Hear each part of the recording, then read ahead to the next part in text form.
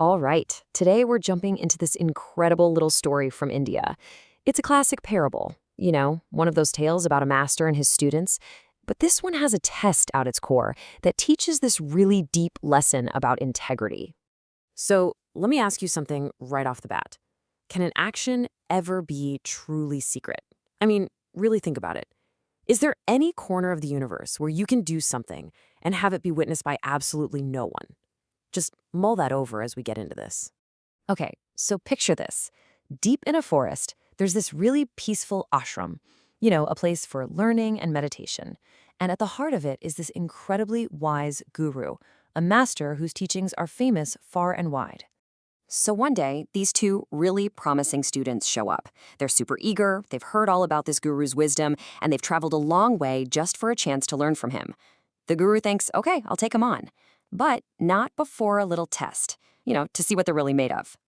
He gives each of them a clay pigeon. Pretty simple, right? And the task sounds easy enough. Just break its neck. But here's the catch, the really important part. You have to do it somewhere that absolutely no one can see you. Not a single soul, nothing. All right, so they've got their instructions. The two disciples head out. And man, they go about it in completely different ways. The first guy, he thinks this is a piece of cake. Easiest test ever. He just walks a little ways off, glances around. Yep, coast is clear, and snap. Breaks the pigeon's neck. Done. He strolls back to the guru, probably feeling pretty pleased with himself. But the second disciple, he's different. He really takes that condition to heart. He doesn't just stop at the edge of the clearing. Nope. He goes deeper and deeper into the woods, really searching for a place of true, total solitude. For him, this isn't just about following an order. It's a real puzzle. And this, right here, is where the real test actually starts. See, it's not about finding a spot on a map. It's an internal struggle. It's about what it even means to be unseen. So he finds this quiet little spot under a tree. Perfect, he thinks. But just as he's about to do it, he sees a bird on a branch, and it feels like it's watching him. Okay, so he moves. He finds this thick patch of bushes, but then he realizes it's just crawling with insects. All of them, in a way, witnesses. Getting frustrated now, he even looks down and sees the painted eyes of the clay pigeon staring up at him, so he covers it up. But then it hits him. The biggest problem of all. His own eyes are watching. So, one last try.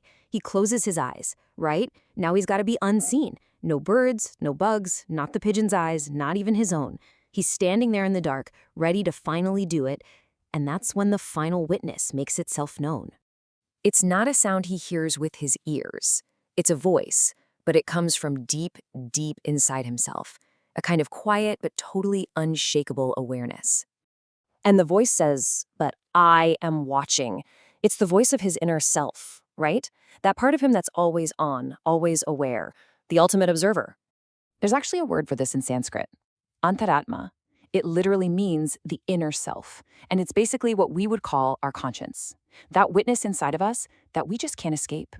So the disciple walks back to the guru. He's holding the clay pigeon totally intact, and you can tell he feels defeated, but he's also had this huge realization. He tells the guru, "I failed. I couldn't do it, because no matter where I went, I couldn't get away from that final observer."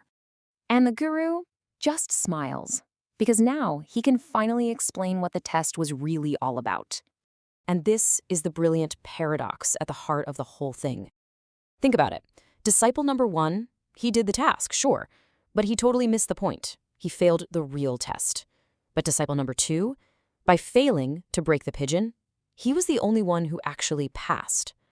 And that's what the guru tells him.